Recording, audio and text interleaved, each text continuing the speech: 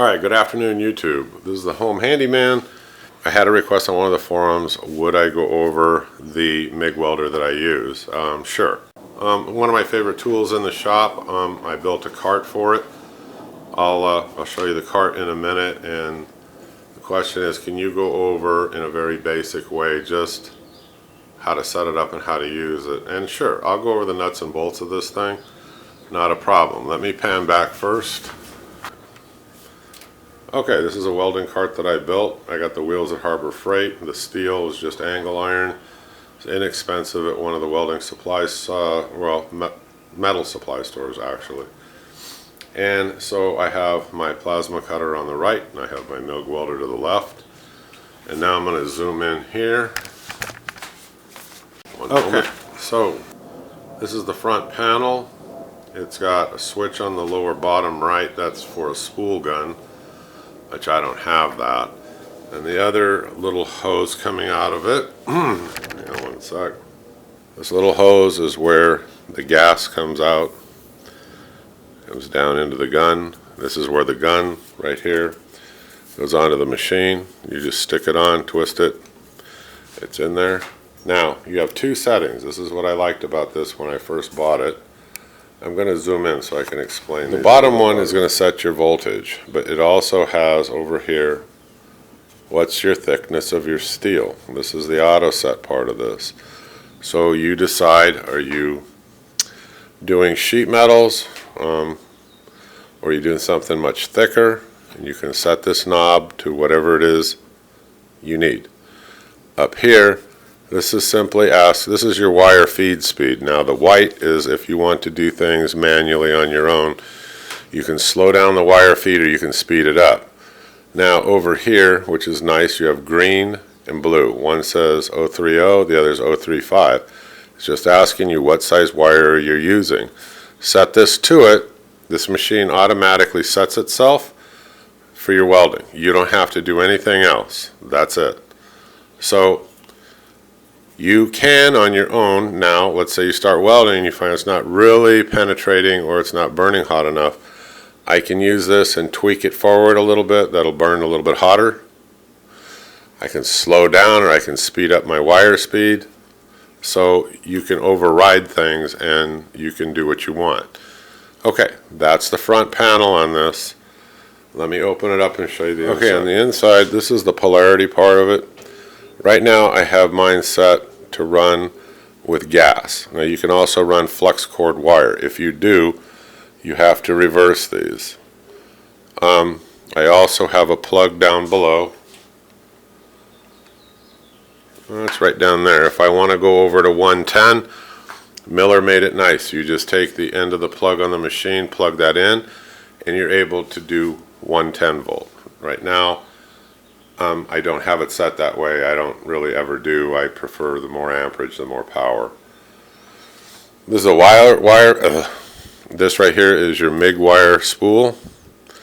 It feeds down. There's a little hole here. You can open this up. Just like this, you feed the wire in, feed it over the roller into that little hole. Close this down, spring loaded. Up. This is a tensioning knob. I can set more tension by turning it on to this wire to make it grab and push through.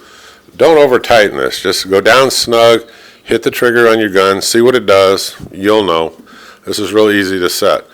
Okay, MIG welding wire. I use, it's made by Lincoln. I use Lincoln Super Arc. I usually get it out at Home Depot, or because I go to Air Gas Supply, when I get my gas cylinders, I sometimes will pick up their wire. Both of them are excellent wires. They say, well, you know, Harbor Freight, all these other places sell them. Yeah, I don't really have a comment about any of that. I've never tried them or used them. I know that these are good wire, so this is what I use. Now, let's pan up on top, right up here. This is my 110 plug. It's a converter. It screws in on the back of your plug and converts it, you know, into a 3-prong for your 110. Now, let's go way up on top here. Let me see if I can zoom in. Okay, Miller provides you this chart to simple setup. Now it looks complex on here, it's really not. It's saying, well, what's the material? Well, we're using steel. And you go, okay, so are we using, what kind of wire are we using? Flux cord, stainless, what are we using? Well, we're using solid wire. So we're going to stay right here. Say, hey, what kind of a gas mixture? Well, we're using the 75-25 mixture, that's right here. Okay, well, what's your wire size diameter? Well, right now, I'm using the 030, so now I'm on this row. Now it says, what is the thickness of what you're welding? Well, follow it along, and let's just say it's 1/8 inch. It tells you right here where to, oops, I'm sorry. You follow the row over to 1/8, that'll tell you the wire speed, and it will tell you where to set for, your thickness, everything right here. So these two numbers, you'll go around to the front of the machine, you'll set those two knobs, and according to Miller's specifications, you should be right where you need to be to weld that particular metal. Also, what it has is if you were to mess up, when you look at this chart and you say, oh, this is what I need to set it at, it gives you a little diagram right here. Here's your wire speed, and it's telling you down here where to set the wire speed, which is, we would dial it to 65, which is where it's showing you here. You do that on the front. Okay, and then it's also showing you here your thickness setting, okay, and it tells you where to put it, or approximately. You could be 4.5, whatever. So start welding at that. If you don't think it's burning hotter, tweak the knob up. If you think you're going too fast, you can play with these and fine-tune to your own welding skills, okay? So I used to think when I first had a welder, I think I got some little buzz box from somewhere. God, I'm a horrible welder. I mean, and I kept practicing and practicing, and I kept thinking I'm really a terrible welder. And I kept watching YouTubes, I kept doing all these things, and I just could never get a decent weld. And one day I was at a friend of mine, he has a shop, and he let me try his welder, which happened to be a Miller, but it was a much more advanced machine. I'm like, holy cow, shit, I can weld good, And so that kind of put in my mind, I sold the buzz box that I had. Actually, I sold both of them. I had arc welder and I had a funky cheap MIG welder that it worked, but the welds looked horrible. Anyway, I sold all this stuff, saved up some money, and I bought my Miller 211. Okay, that's it for this part. Now let me pan around and go over a couple of other things. Okay, this is showing you the bottom of the cart where my gas is, and you'll see it's got valves on there. Now when you first go to hook this up, you want to give that valve a quick open and shut before you hook your gauges on there, and that'll blow any debris out that's in and around those threads. Okay, then mine will thread on there in a reverse thread way, and I secure it good with a wrench, and you'll see I have safety chains. And that bottom plug, that's my plug that goes, it's got an extension cord that I made. It goes from there to, my power. So I'm going to get a close-up of the gauges and show you a couple of quick things that you need to know. Okay, this is a close-up of the gauges, and right now the regulator is spinning freely. I always do that when I'm done, and I'll show you why in a minute. And let's say we're setting this up for the first time. I turn this on. This will tell me how many pounds of pressure are in this tank. Open it up all the way. There. Now over here, I start to screw this in slowly. Just go slow. So, well, how much gas am I going to use? Well, different things you read will say 18 all the way up to 25. Now I set mine just generically right around 25 or 23, 25, somewhere in there. And then when you turn it on, you hit the trigger of your MIG gun. I look at it and make sure it's staying in that 20-25 range. That's always been plenty enough gas for me to weld without a problem. Other people will tell you you can get away with a lower amount. I'm in the garage, there's really no breeze, no wind, and if there is, then you should really flip over to the flux cord wire. This is how I generically set it, and it works well for me. Okay, so we have that set. Let's move around to the front and look at the gun. Okay, a question off one of the forums is how big of a spool of wire you're using. Well, They're 10-pound spools of wire, whether I get them at Home Depot or Airgas. You can get the external setups and get these great big huge rolls, but I'm not doing production work, so the 10-pound spools work fine for me. What are some other basic tools that you use? Okay, I've got right here. Okay, what are some other basic tools that you use when you're forming things? I use my little set of hammers right here. Where did you get them? Well, I've got 4 of them from out at Harbor Freight. Broke the handle on this one right here, so I just took it down and shortened it up, and it's really good for small projects. And I got this little one here. It's brass. I don't even know where I got it. It comes in for really, really small stuff. I also out at Harbor Freight for $5 got one of these welding chipping hammers. Sometimes I buy 4 or 5 of them, and somebody texted me, or they wrote on the forum, they go, "What the heck? Why would you want 5 of those?" I'll tell you. Because I can cut them, like right here, I cut them. Whether you're using an angle grinder with a cutoff or a hacksaw, you can cut it, and if I need to, I can bend it. And this right here, they make excellent handles for like barbecues or whatever you're working on. So, you can't beat it. And they look decoratively great because they're all gloss black, and it turns out real well. So, a little bit of a shortcut on projects, but as a little tip, you can just cut them and make handles. Okay, what else do I keep on my welding cart, or where else do I keep? I keep a series of magnets. Small ones, I got 1, 2, 3, 4, and I got 2 big ones. Why? Well, because I don't have a helper out here, and a lot of times you're always wishing you had that third hand to help you when you're welding. These help me out a great deal. I use them for building scaffolding and holding certain things up, or just to secure them and hold them tight while I weld.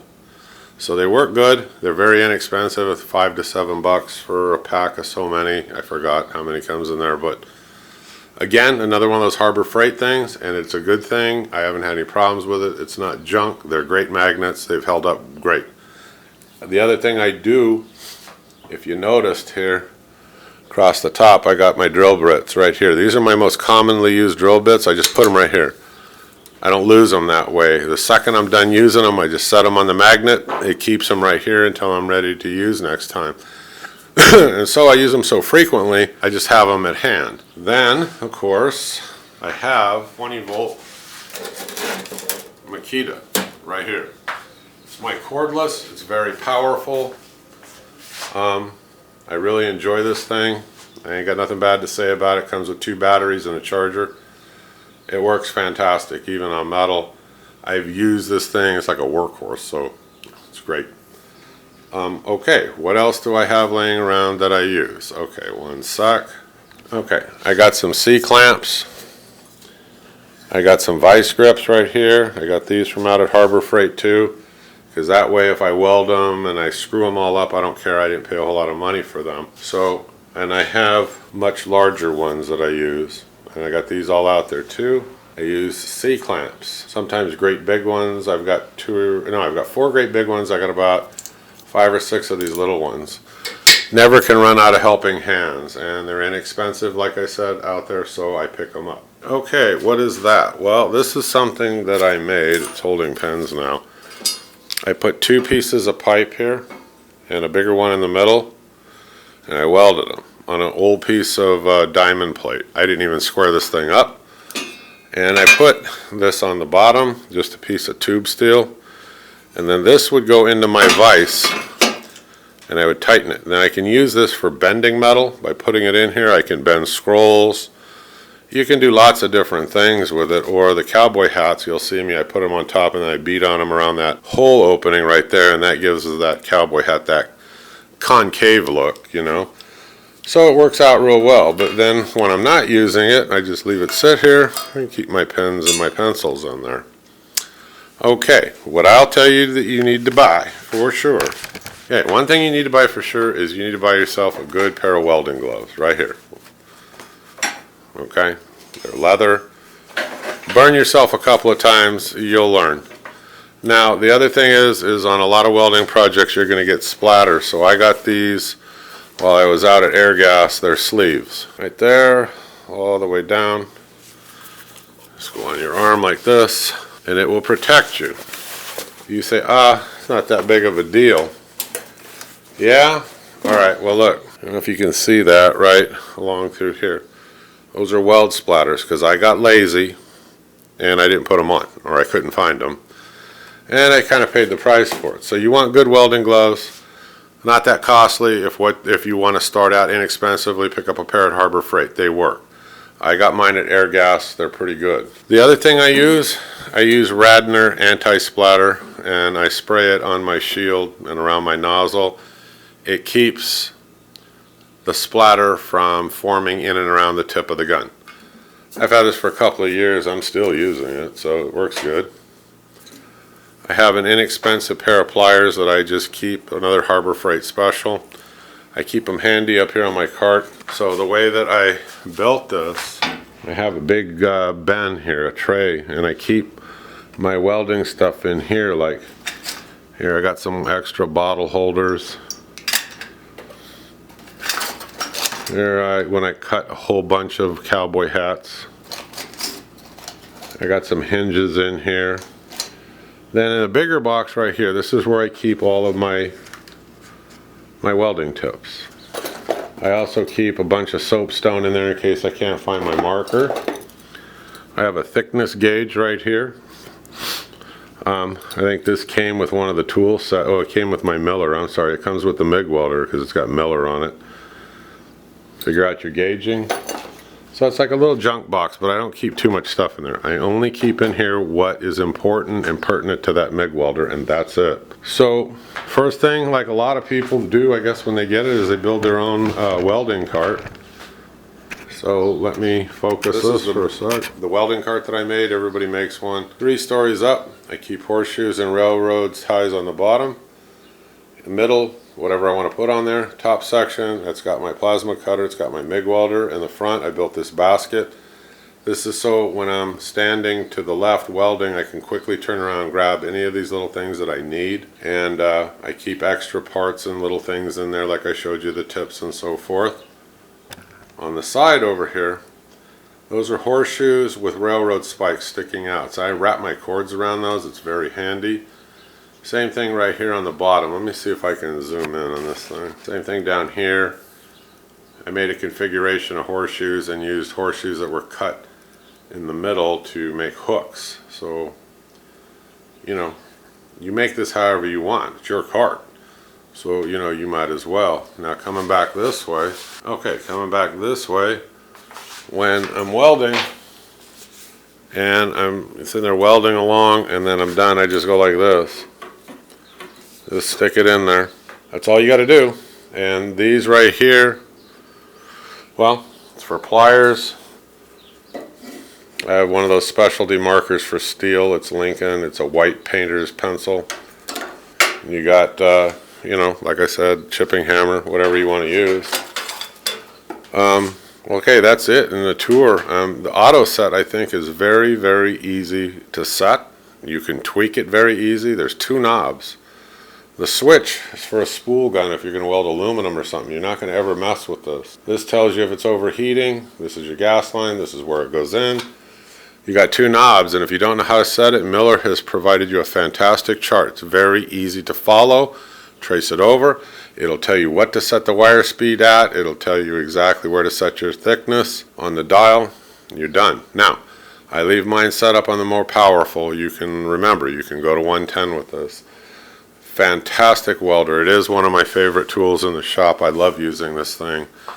And take a look at some of my other videos on how to, showing you simple projects you can do at home. It'd be great if you subscribed. I'll do more tool reviews, and I have a lot of how-tos that I'm coming out with shortly. I've got some up now. Give me a thumbs up. Tell me if you like going over this stuff. We'll do more of it. I keep it as simple as I can for you. Okay, everybody have a good day. One more time, this is the Millermatic 211 auto set.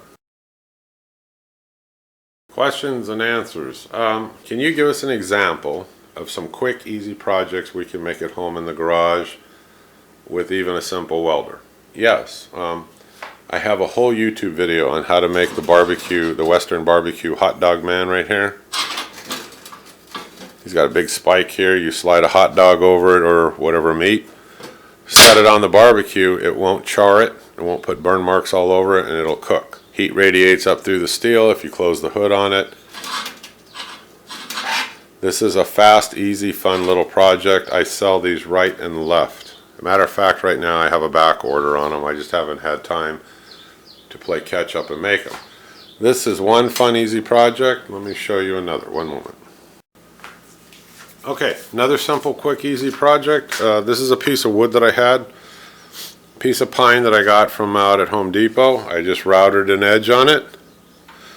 Sanded it with 150, then 220. I went around the edges, got it all clean. I put a coat of Minwax stain, pick whatever you want. And then I put 4 coats of Rust-Oleum clear coat gloss. So, what can you do with that simple welding project? Space these. You know, you figure out your spacing with a ruler, like that. Now if you have railroad ties, that works great. If you don't, take another horseshoe, cut it in half, and you can make hooks. Weld them on here, you make a little coat rack. If you got the railroad ties, if you have railroad ties, you can weld them on here like this. Now, you say, well, they're silver. Okay.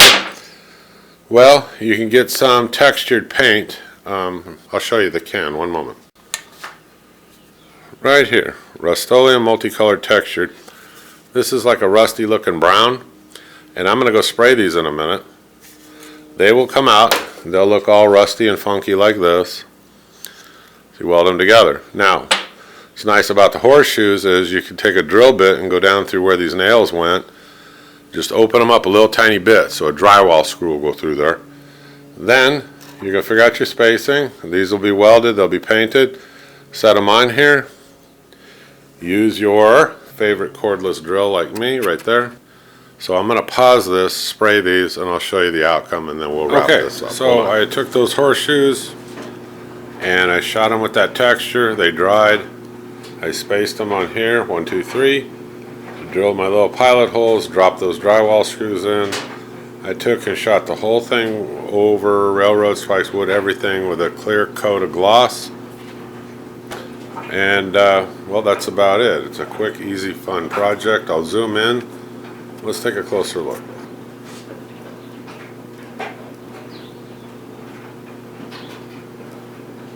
There you have it. That's it. Okay. Thank you folks very much. Moving on. Bye-bye.